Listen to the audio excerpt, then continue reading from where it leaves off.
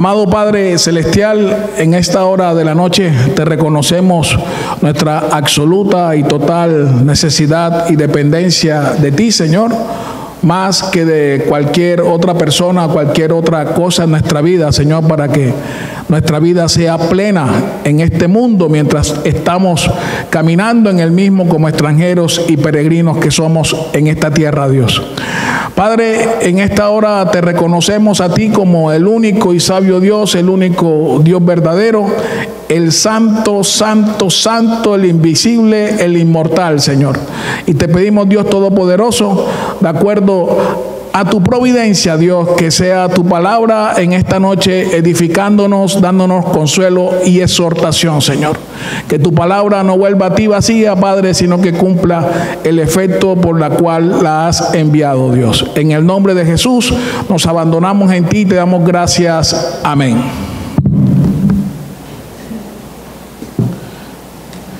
Génesis 6. En algunas Biblias hay un subtítulo que habla de la maldad de los hombres. Dice el versículo 1: aconteció que cuando comenzaron los hombres a multiplicarse sobre la faz de la tierra y le nacieron hijas. ¿De qué hombres está hablando el texto bíblico ahí? Acuérdense que en Génesis 4 nos habla de la descendencia de Caín.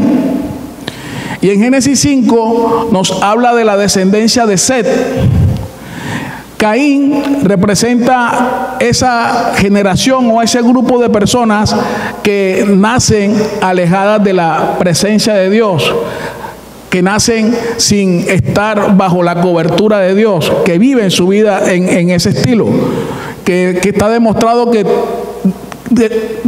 desarrollaron artes, construyeron ciudades, desarrollaron el arte de la metalurgia, descubrieron el arte de la música, pero no tenían a Dios. Y la generación de Set, que comienza en el capítulo 5 de Génesis, representa esa generación que comenzó a invocar a Dios. Y termina el capítulo 4 de Génesis en el versículo 26: y a Set también le nació un hijo y llamó su nombre Enos. Entonces los hombres comenzaron a invocar el nombre de Dios, y comenzó esa descendencia del capítulo 5 y todo ese gran grupo de personas que vivieron esa gran cantidad de años. Entonces, ahí, si nosotros estudiamos el capítulo 5, dicen las cantidades de hijos que ellos tuvieron. ¿Durante qué tiempo? Aproximadamente en un tiempo de 1500 años. De la creación al diluvio pasaron más o menos 1550 años. Así que es un tiempo bastante prolongado. Y en ese tiempo la población mundial tuvo que ser muchísima en ese tema de la multiplicación. Entonces, dice que cuando comenzaron los hombres a multiplicarse sobre la faz de la tierra y le nacieron hijas. Entonces, nacieron, ¿cuántas personas pueden nacer durante 1500 años? Un número bastante grande. Entonces, dice el versículo 2: que viendo los hijos de Dios y las hijas de los hombres eran hermosas, tomaron para sí mujeres, escogiendo entre todas. La multiplicación de los seres humanos tiene que ver con lo que Dios había querido del ser humano. En Génesis 1, 26 y 27, el Señor había dicho: multiplicaos, fructificad y multiplicaos y llenar la tierra. Es decir, estaban cumpliendo con ese plan, con ese propósito de Dios de poblar todo el planeta en ese momento histórico. Y dice que viendo los hijos de Dios que las hijas de los hombres eran hermosas, tomaron para sí mujeres, escogiendo entre todas. Este versículo 2 tiene dos líneas de interpretación de quiénes son los hijos de Dios. Porque desde el contexto bíblico, hijos de Dios hoy son los que reciben y creen que Jesús es el Señor y el Salvador. Entonces, ¿quiénes eran los hijos de Dios con relación al texto que estábamos leyendo? Una línea de interpretación dice que son los descendientes de Set, porque era la línea de los justos, la línea de aquellas personas que estaban caminando con Dios. Pero de acuerdo a la interpretación bíblica, no podría de pronto entenderse y aplicarse en totalidad que era la descendencia de Set, o los setitas, como dicen algunos autores, porque el corazón del hombre es corrompido, y más adelante vamos a ver de que la maldad de los seres humanos estaba enfocada desde la naturaleza del ser humano, desde Adán hasta hoy en día. Entonces no podían ser ellos, por el pecado que entró de acuerdo a la palabra en Adán a la tierra, y el pecado de la muerte, los seres humanos, la descendencia de Caín y la descendencia de Set era igual de pecadores. Ambas descendencias eran pecadoras. Entonces, ¿cuál es la interpretación de los hijos de Dios? La otra interpretación acerca de los hijos de Dios en el versículo 2, porque eso tiene conexión con lo que dice el versículo 4. Había gigantes en la tierra en aquellos días, y también después que se llegaron los hijos de Dios a las hijas de los hombres y les engendraron hijos. Esos fueron los valientes que de la antigüedad fueron varones de renombre. Entonces, ¿quiénes eran esos hijos de Dios desde la otra interpretación? Desde la otra interpretación consideran que los hijos de Dios eran ángeles. Eran ángeles, pero no ángeles santos, sino los ángeles caídos. Y eso está conforme a lo que afirma el libro más antiguo de la Biblia, que es Job. Job, en el capítulo 1, habla de que los hijos de Dios fueron a la corte de Dios, y entre esos también subió el diablo, subió Satanás. Y en Génesis 2 también dice de que, haciendo alusión a los hijos de Dios, entonces dice que eran seres espirituales, no seres humanos, sino seres espirituales. Esa es la otra interpretación que hay acerca de quiénes eran esos hijos de Dios. Esa interpretación tiene una objeción, porque Jesús había dicho que en el cielo los seres humanos iban a ser como los ángeles que no se casan. Pero el relato no está hablando del cielo, el relato está hablando de aquí en la tierra. Y entonces surge la pregunta que ¿de dónde surgieron esos gigantes? ¿Cuál es el origen de esos gigantes? Y la Biblia habla de gigantes. La Biblia, Goliat, literalmente era una persona de más de 3 metros. Eran verdaderamente gigantes desde su contextura física. Es más, hay un versículo en 2 de Samuel, capítulo 21, del 18 al 22, habla de que los valientes de David mataron a varios gigantes, entre los cuales habían 4 hermanos de Goliat. Y hay una descripción de uno de ellos, de qué tan grande, que dice que tenían 6 dedos en las manos y 6 dedos en los pies. Así que no eran personas común y corriente. Entonces, cuando se habla en el versículo 2 de viendo los hijos de Dios que las hijas de los hombres eran hermosas, tomaron para sí mujeres, escogieron entre todas. En el libro de Judas, de la carta de Judas, hay un pasaje que habla del profeta Enoc. Judas en el Nuevo Testamento, antes de Apocalipsis. Esa carta se refiere al profeta Enoc. Enoc, el que está en Génesis 5. Ese Enoc que dice la Biblia en Génesis 5, 18. Comienza a hablar de Enoc. Dice que Enoc tuvo una visión, de acuerdo a Judas, que veía cómo iba a ser la segunda venida de Jesús. Pero en el libro de Enoc, que no es un libro que hace parte del canon bíblico, pero si Judas lo menciona, demuestra que en los primeros tiempos de la iglesia, aceptaban ese libro como algo santo, aunque no hacía parte del canon de la Biblia. Si usted lee en ese libro, el libro de Enoc, los primeros capítulos de ese libro hablan de cómo los ángeles caídos intervinieron en el planeta Tierra a través de las mujeres. Y es uno de los datos que sustentan de que esos hijos de Dios eran esos ángeles caídos, y por eso dice que Dios no los va a perdonar y los cerró en prisiones de oscuridad, porque esos ángeles caídos, al momento de interactuar con las mujeres, le revelaron secretos espirituales a la humanidad que de parte de Dios no estaba considerado que la humanidad supiera. Y eso y dicen que ahí mencionan unos nombres propios de esos supuestos ángeles, y habla que le enseñaron todos esos temas de la hechicería, de la brujería y todas esas cosas que hoy en día es propio de la raza humana alejada de Dios. Entonces, muchas personas consideran de que esos hijos de Dios se estaba refiriendo a los ángeles caídos que tuvieron relaciones no literalmente sexuales, porque un ángel no puede tener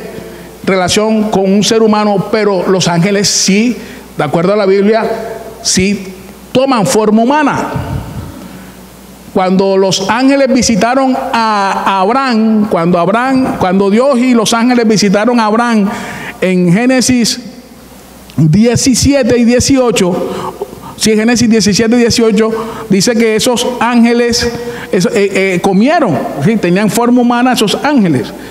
Dicen que sí podría de una otra forma tener ese tipo de interactuar, pero sí hay algo que sí puede hacer el reino de las tinieblas con relación al ser humano, y es el tema de la manipulación genética. La manipulación genética es algo de que si hay alguien que conoce la genética del ser humano, es el diablo. Entonces, el diablo de una otra forma sí puede afectar genéticamente a los seres humanos. Y hoy hay registros de descubrimiento de tumbas de gigantes. Si ustedes googlean eso, hay noticias recientes. Hace poquito en Israel encontraron unas tumbas donde habían unos huesos de una persona gigante que consideraban a los descendientes de Goliat.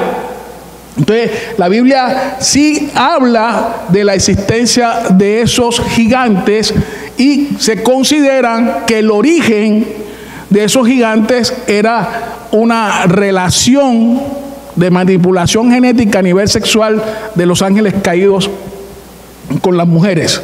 Entonces, ese es uno de los conceptos que hay.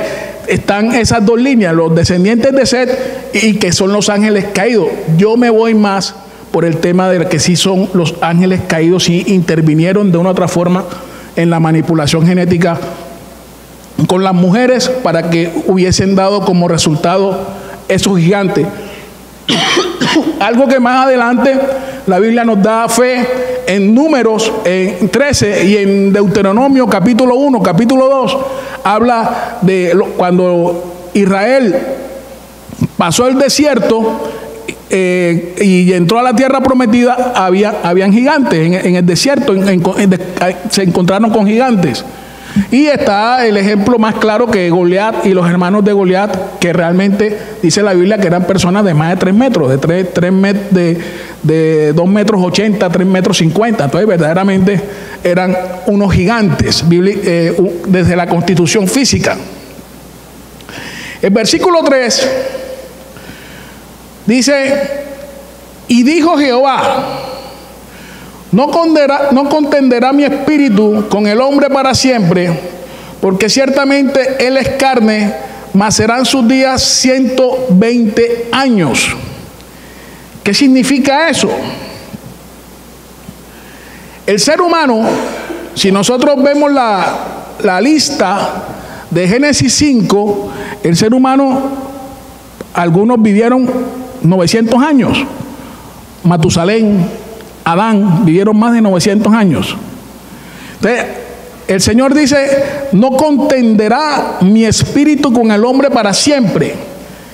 ¿A qué espíritu se está refiriendo el texto bíblico? No está en mayúscula, está en minúscula. Si fuera el Espíritu Santo, estuviera en mayúscula. Y en esa época, el Espíritu Santo no estaba en los seres humanos como sucedió después del Pentecostés.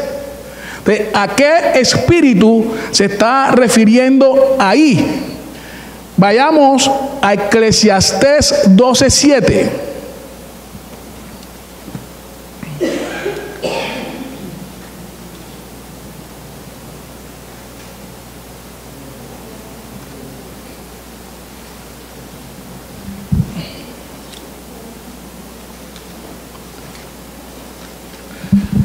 En Eclesiastés 12:7, el libro más existencial que tiene la Biblia, escrito por Salomón, que la conclusión del libro es espectacular porque habla que la grandeza del hombre es temer a Dios y vivir para Dios después de todo el discurso que dio Salomón en el libro. En el versículo 7, miren lo que dice. Y el polvo vuelve a la tierra como era, y el espíritu vuelve a Dios que lo dio. También espíritu en minúscula. Sí, se está refiriendo al espíritu humano. Se está refiriendo al espíritu humano. Entonces, cuando en Génesis 6:3 dice Dios, no contenderá mi espíritu con el hombre para siempre, porque ciertamente él es carne, está afirmando eso, que ese espíritu, esa parte inmaterial de nosotros, los seres humanos, el espíritu, cuando fallecemos, de acuerdo a la Biblia, suba al cielo, porque fue Dios quien lo mandó. El alma, de que si es una persona que fue salva por la fe en Jesucristo, esa alma también suba al cielo. Si no fue una persona salva, esa alma baja al infierno. Pero el espíritu, tanto de uno como del otro, de acuerdo a la Biblia, sube a Dios. Porque el espíritu va a ser, es lo que tiene los registros con que Dios más adelante va a juzgar a los no salvos. Cuando dice, y serán abiertos los libros, muchos expertos de la Biblia dicen que Dios va a mostrarle a esa persona todas las cosas por las cuales van a ser juzgadas y van a ser condenadas. Entonces, principalmente por no creer en Jesús como Señor y Salvador personal. No contenderá mi espíritu con el hombre para siempre, porque ciertamente él es carne. Y dice que serán sus días 120 años. ¿A qué también se refiere a los 120 años? En el versículo 9 en adelante, pero eso se va a estudiar la otra semana, Dios manda a Noé a construir el arca, porque venía el diluvio. Y de acuerdo a la cronología bíblica, Noé duró construyendo el arca 120 años. Noé duró construyendo el arca 120 años. Entonces, se supone que ahí, esa era el tiempo máximo en que Dios iba, dentro de esos 1550 años, iba ya a cambiar la relación de su espíritu en el ser humano. Y otra evidencia hoy es que hoy nosotros vemos los patriarcas bíblicos. Abraham vivió 170 años, Moisés 120 años. Hoy, si vemos a alguien que pasa los 100 años, los más de 100 años, son pocos casos contados en el mundo, en comparación a lo que en Génesis 5 nos dice de las grandes cantidades de años que vivieron esos personajes que narran las Escrituras. Que muchos dudan que sean años, entonces dicen, no, es que son meses. Pero si tú sumas los meses, si fueran como meses, ahí dicen que en los años que ellos supuestamente engendraron hijos, tendrían 11, 12, 13 años. Y una persona de 11, 12, 13 años cuando no va a engendrar un hijo. Entonces, verdaderamente, de acuerdo a la Biblia, son años, porque el plan de Dios con el hombre es que el hombre iba a ser eterno aquí en el planeta Tierra. Entonces, cuando habla de esas grandes cantidades de años de los seres humanos, es una fuente fidedigna la información bíblica en ese sentido. ¿Y por qué vivían tantos años? Otra explicación era que todavía el pecado no había hecho el estrago o los efectos negativos del pecado en la raza humana. Y se tenía que cumplir lo que el Señor le dijo a Adán: el día que comas de este árbol ciertamente morirás. Estaba hablando primeramente de la muerte espiritual, pero también de la muerte física. Que la muerte física es que demuestra que todos los seres humanos somos pecadores, porque ningún ser humano ha vivido eternamente. Entonces, eso es lo que dice Romanos 5:12. Entonces, por eso es que dice que los días del ser humano serían 120 años y que por eso el espíritu que Dios nos dio a nosotros, ese espíritu iba a ascender. Entonces, no se refiere al Espíritu Santo, porque si fuera el Espíritu Santo hubiese estado escrito en mayúscula. Y se puede interpretar que en esa época el Espíritu Santo no estaba en los seres humanos, porque el Espíritu Santo viene sobre los seres humanos después del Pentecostés, Hechos de los Apóstoles 2. Es cuando realmente el Espíritu Santo desciende de una manera total y corporal y está disponible a todos los seres humanos, y es el Espíritu Santo el que nos lleva a Dios. Entonces, quedamos en Génesis 1:3, Génesis 1:4 nos habla de que había gigantes en la tierra en aquellos días, y también después que se llegaron los hijos de Dios a las hijas de los hombres. Tú tienes la versión Pechita, léete el versículo 4.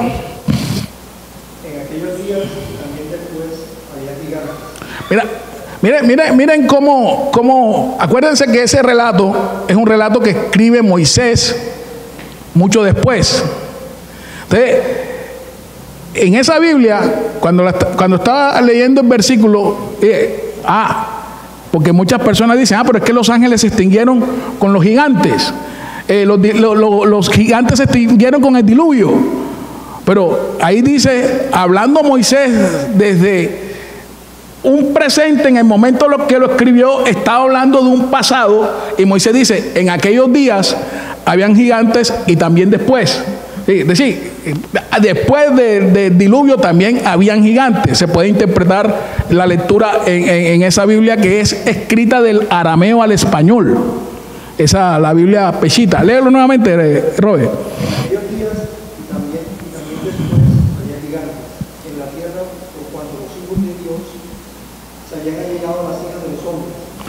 Roger.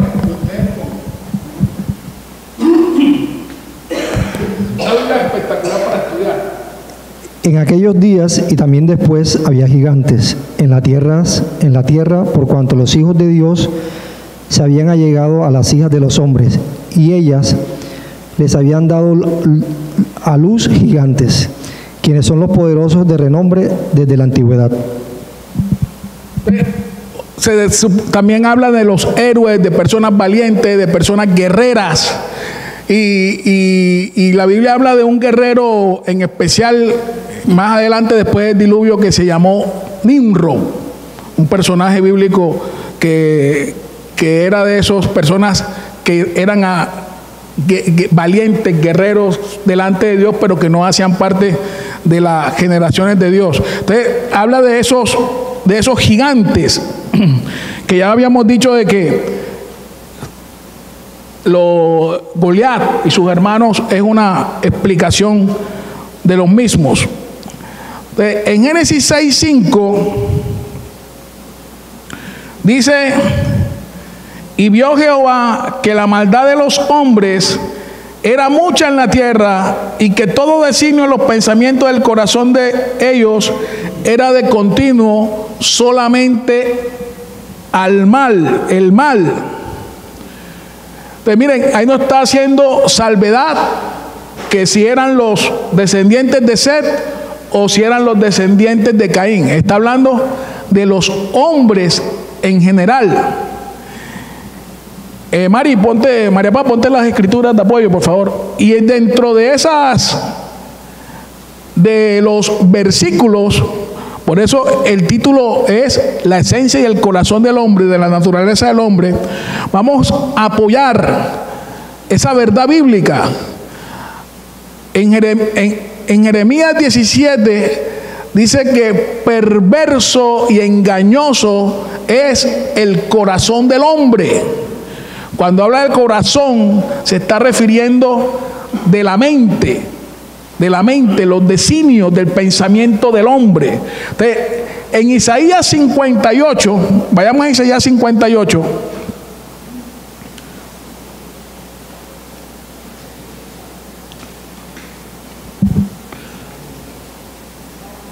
No es Salmo, no es Isaías, es Salmo. Salmo 58, sí, es Salmo.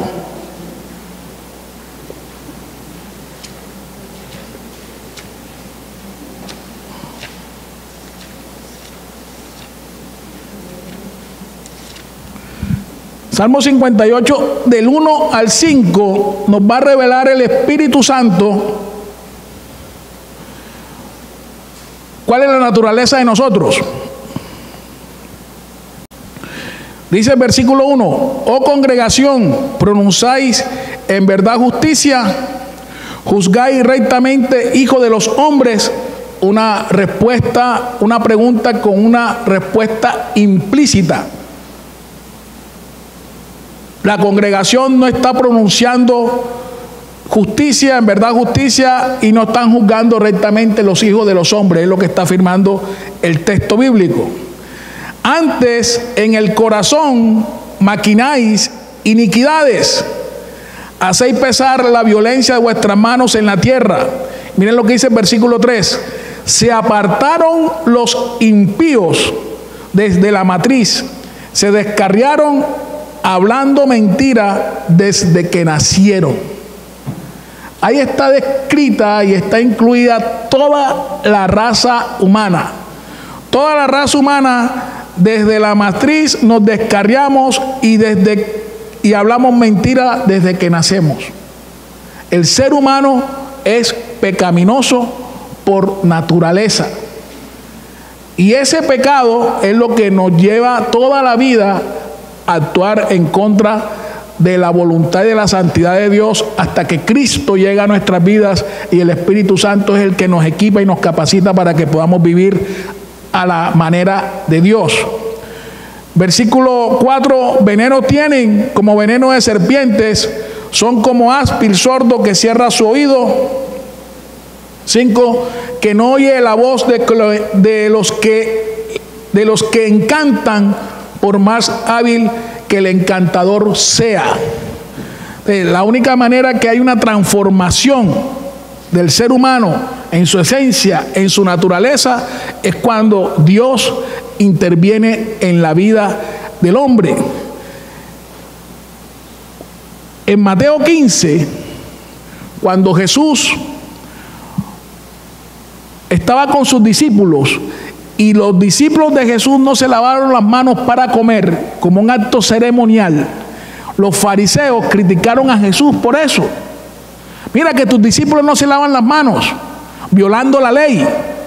Y Jesús dijo: hey, ustedes ponen la tradición sobre el mandamiento. Y les dijo: todo lo que entra a la boca del hombre no contamina al hombre, porque de la boca va al vientre y del vientre a la letrina. Pero que lo que verdaderamente contamina al hombre es lo que sale del corazón del hombre. Porque del corazón del hombre salen los adulterios, los homicidios, los falsos testimonios. Y hay un listado que, en mismo palabras de Jesús, en Mateo 15, que eso es lo que verdaderamente contamina al hombre. Y eso es lo que el ser humano en esencia es. Anoten esa escritura y después la leen en sus casas. Eso que dice Jesús, que lo que verdaderamente contamina al hombre es lo que sale del ser humano, porque sale de su corazón, de su mente, de lo que el ser humano en esencia es. Mateo 15 está lo que verdaderamente contamina al hombre. Vayamos a la otra escritura, en Romanos 3.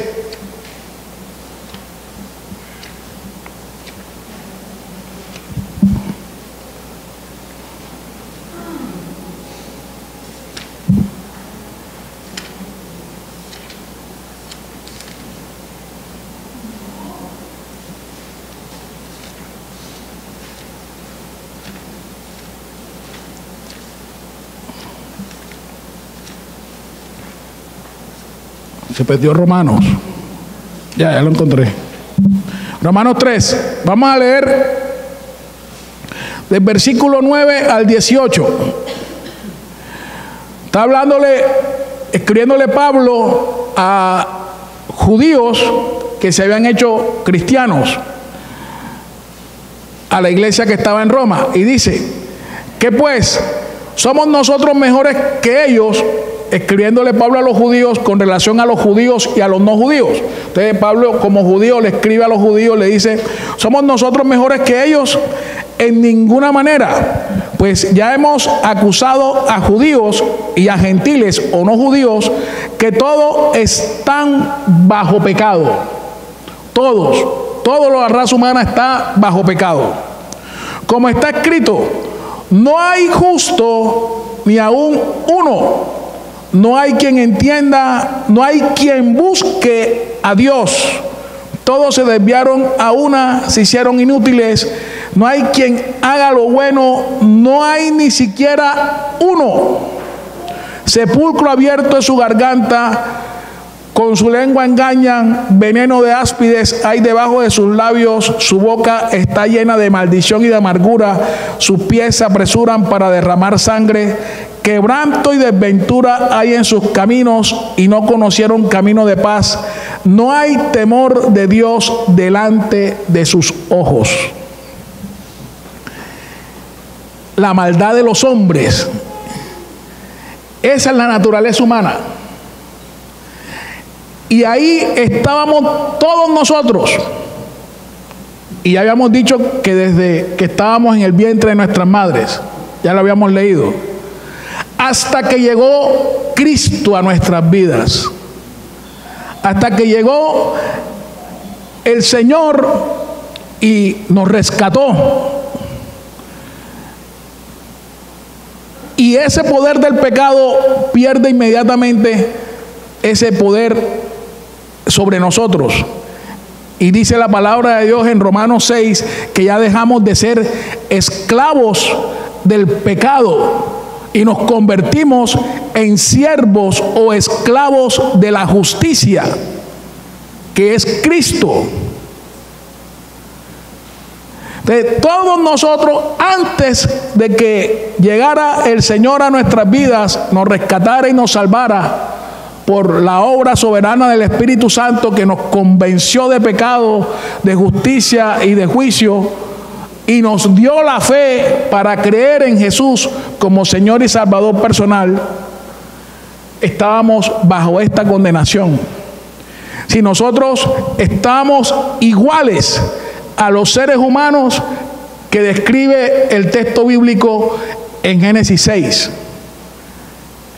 Y vio Dios que los designios de los pensamientos del hombre eran de continuo al mal. Todos nosotros éramos eso antes de Cristo. Pero ¿qué pasó? Vayamos a Efesios, capítulo 2, a la derecha de Romanos.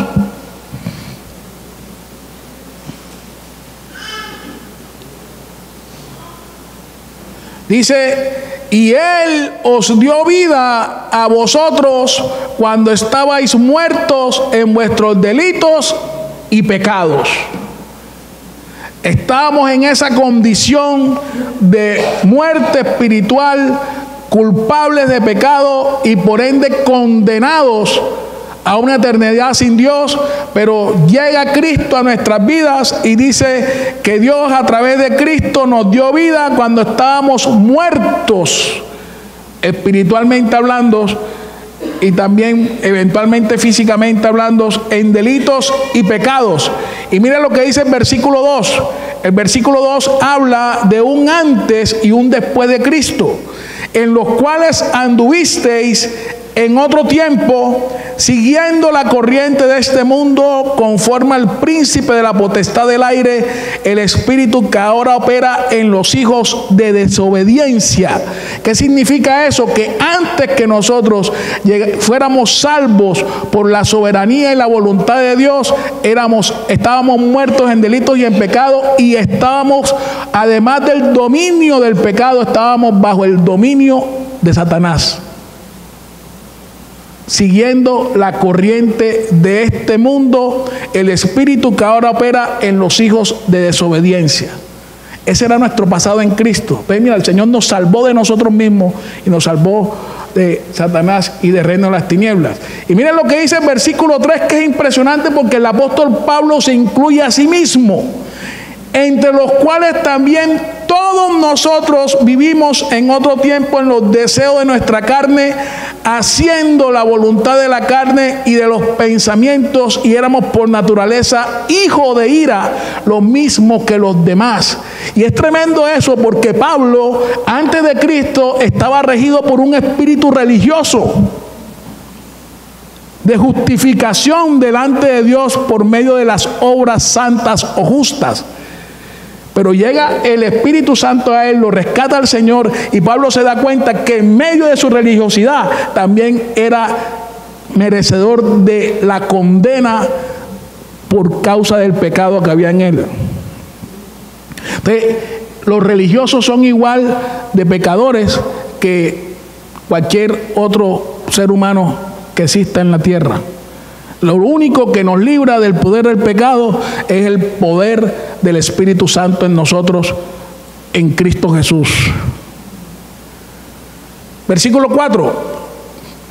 Pero Dios, que es rico en misericordia, por su gran amor con que nos amó, aun estando nosotros muertos en pecado, nos dio vida juntamente con Cristo. Por gracia soy salvo. Y juntamente con Él nos resucitó, y asimismo nos hizo sentar en los lugares celestiales con Cristo Jesús. Eso en otro día lo profundizamos. Para mostrar en los siglos venideros la abundante riqueza de su gracia en su bondad para con nosotros en Cristo Jesús. Por gracia sois salvos por medio de la fe, y esto no de vosotros, pues es don de Dios, no por obras, para que nadie se gloríe. Y ya en Cristo, miren lo que dice el versículo 10, porque somos hechura suya, creados en Cristo Jesús para buenas obras, las cuales Dios preparó de antemano para que anduviéramos en ellas. Si cuando hacemos buenas obras, somos nosotros quien las hace, Dios las hizo para que nosotros anduviéramos en ellas. Porque desafortunadamente el ser humano quiere gloriarse a veces hasta por las obras, por lo mucho que ora, por lo mucho que sirve, por lo mucho que ministra, por lo mucho que ayuda, y se vuelve el ser humano un orgulloso espiritualmente hablando.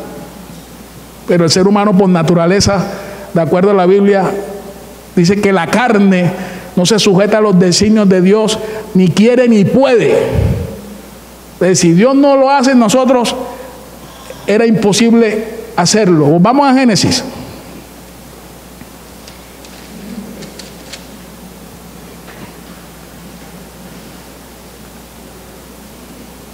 Versículo 6. Y se arrepintió Jehová de haber hecho al hombre en la tierra, y le dolió en su corazón. Ese se arrepintió, no está hablando de que Dios haya errado o se haya equivocado. Dice que Dios se apenó, dice en otras versiones, se apenó de haber hecho el hombre en la tierra y le dolió en su corazón, pero no porque Dios haya equivocado a causa del ser humano. Y es algo importante que debemos entender sobre esta información bíblica.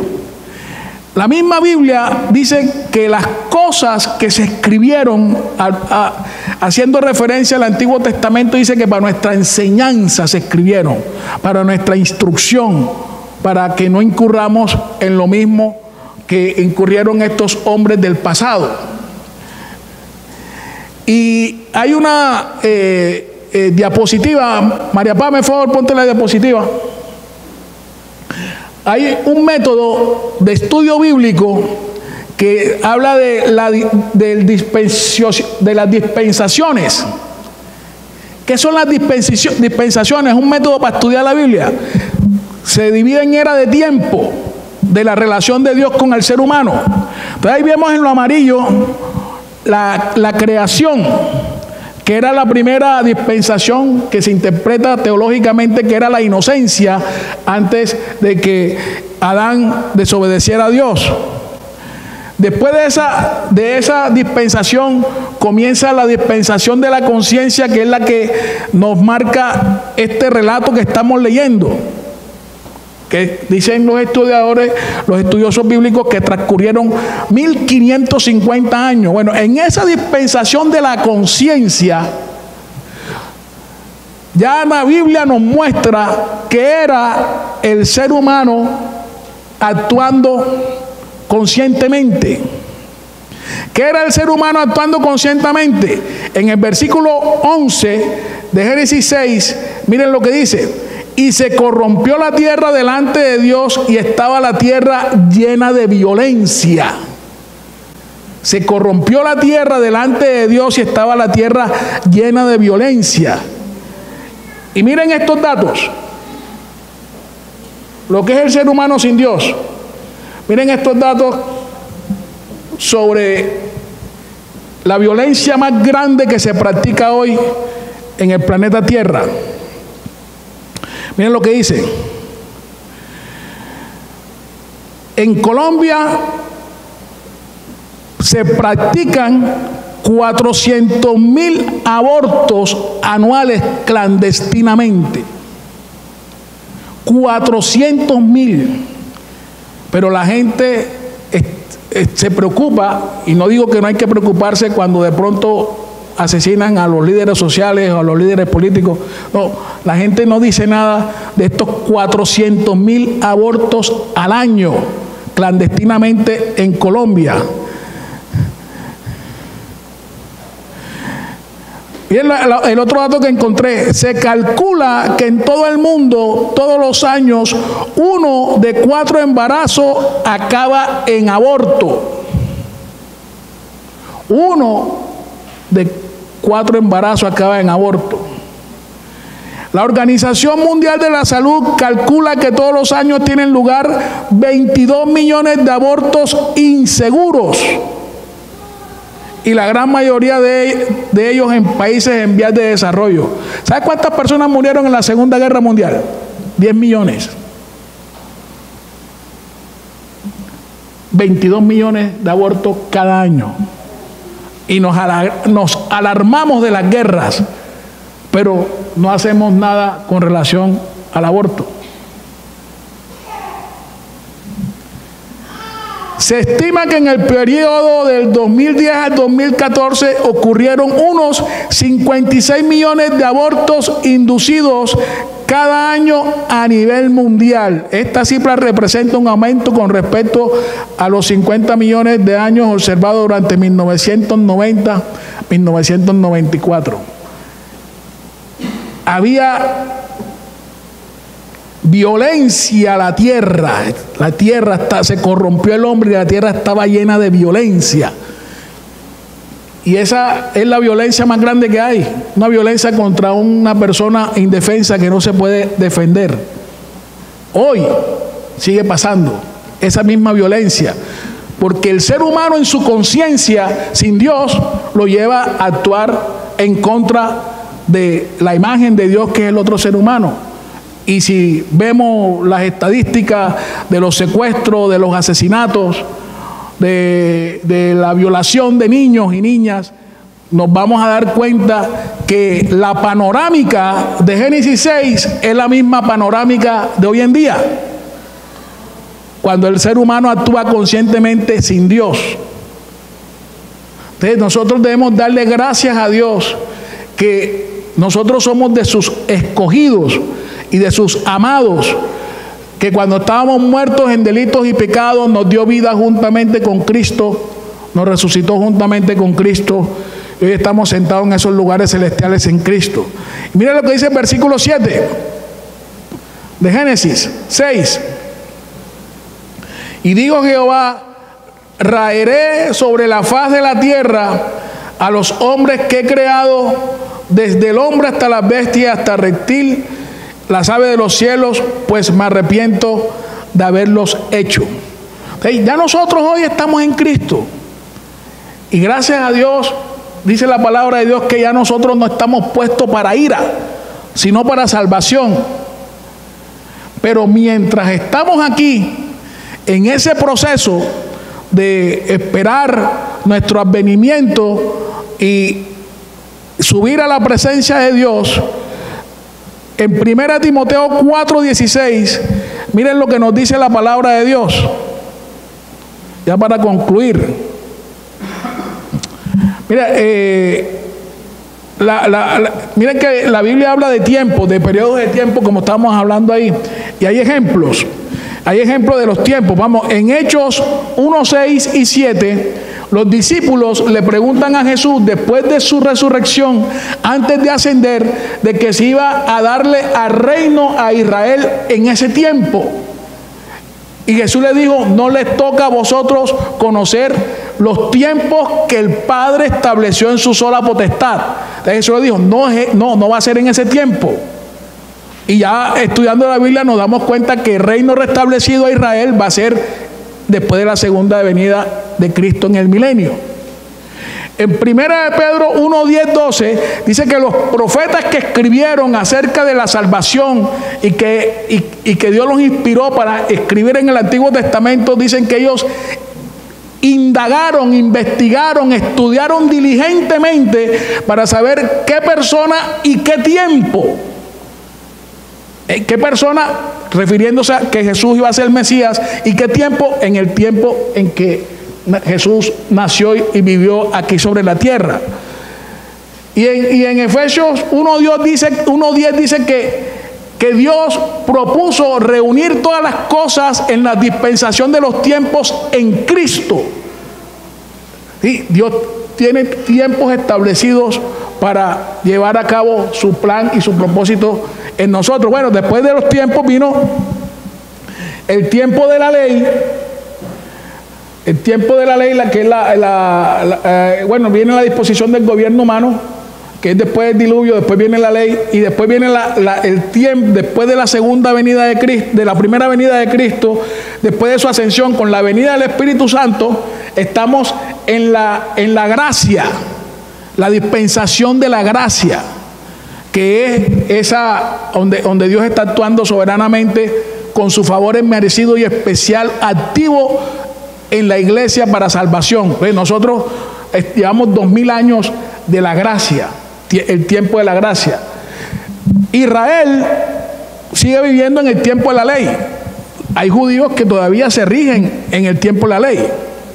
Los seres humanos que no son de Dios, que no hacen parte del pueblo de Dios ni de Israel, se siguen rigiendo por la conciencia, y ya vemos nosotros los resultados de regirse por la conciencia. Y después de la segunda venida de Cristo viene el reino que Dios va a darle a Israel, que es el famoso milenio. Entonces, ya para terminar, en 1 Timoteo 4:16,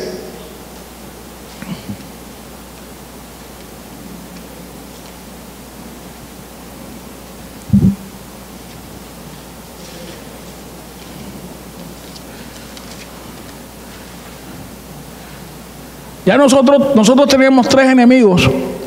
Y dice que el mundo fue vencido y que todos los que nacen de Dios a través del Espíritu Santo también han vencido el mundo. El otro enemigo que nosotros teníamos era Satanás y el reino de las tinieblas. Está vencido, es un enemigo que ya está condenado y que está esperando para que se ejecute la condena. El gran enemigo que nosotros tenemos está expuesto en 1 Timoteo 4:16. Miren lo que dice la Escritura. Ten cuidado de ti mismo.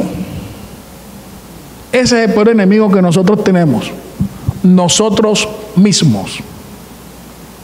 Ten cuidado de ti mismo y de la doctrina, es decir, de la enseñanza de las Escrituras. Persiste en ello, pues haciendo esto te salvarás a ti mismo y a los que oyeren. Nosotros somos nuestro peor enemigo. Y no hay nada más peligroso que distraernos en el plan y el propósito de Dios para nosotros. Y es fácil distraernos. Los afanes de la vida, los trabajos, las preocupaciones, los hijos. Es fácil distraerse en la vida y olvidarnos del plan con el cual Dios aquí estamos. Pero la palabra de Dios, gracias al Espíritu Santo, siempre nos recuerda y nos llama esa atención, nos exhorta para que caminemos con el Señor. Entonces, ya el Señor, viendo la maldad de los hombres, nos muestra, más adelante van a estudiar el diluvio, que el Señor va a destruir. Destruyó una vez, y de acuerdo a 2 de Pedro 3, lo va a hacer por segunda vez. Y si leemos Apocalipsis, estudiamos Apocalipsis del capítulo 6 al versículo 18, ahí vemos todos los juicios de Dios sobre la tierra, que se desatan con los 7 sellos, las 7 trompetas y las 7 copas de la ira de Dios. Dios nuevamente va a juzgar a la raza humana. Convéncete y ten la seguridad de que tú haces parte de los escogidos de Dios. Y la única manera de hacerlo es cuando sientes esa necesidad de estar en Dios, de estudiar la palabra de Dios, de amar a Dios, de servir a Dios, de amar al prójimo. Eso no es propio de la naturaleza humana. Eso es algo que Dios pone en nosotros. Eso es algo que Dios pone en nosotros. Y la evidencia más grande que hay de que si somos de Dios o no somos de Dios es la actitud hacia el pecado. Un cristiano verdadero, un cristiano nacido en el Espíritu Santo, no disfruta pecar. Todo lo contrario, aborrece el pecado. Y cuando peca, le duele porque le falló a Dios. Porque le falló a Dios. Pero para vivir para Dios no depende de nosotros. Lo único que depende de nosotros es que diariamente en oración le anhelemos a Dios, le manifestemos a Dios nuestro anhelo de vivir para Él y de morir por Él. Hay un pensamiento, María Paz, me favor y pon un recordatorio. Aquella generación le dolió a Dios y Dios se arrepintió de aquella generación. Un pensamiento para concluir: no dependas de ti para agradar y alegrar el corazón de Dios, porque humanamente es imposible. Hay que pedirle a Dios que cada día nos seduzca, cada día nos enamore y que cada día nos permita vivir para Él. Entonces vamos a terminar, vamos a orar.